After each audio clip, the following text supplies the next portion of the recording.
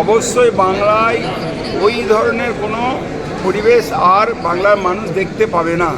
এটা বলতে হয়েছিল কারণ বাংলায় যে শাসন চলছিল সেটা আইনের শাসন নয়, শাসকের আইন ছিল এবং বাংলার অরাজকতা ছিল চরম মাত্রায়।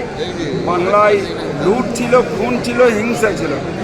বাংলার মানুষ সন্ত্রাসমুক্ত একটা পরিবেশ চেয়েছিল।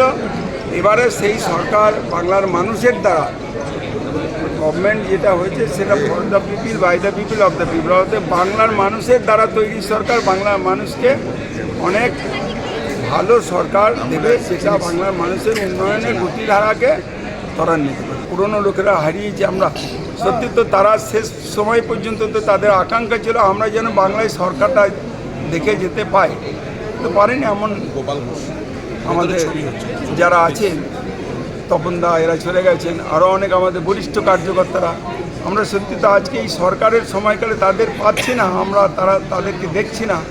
তারাও আজকে এই সরকারটা দেখে যদি যেতে তাহলে অবশ্যই ভালো। তো এই জন্য তাদের অনুপস্থিতিতে আজকে আমরা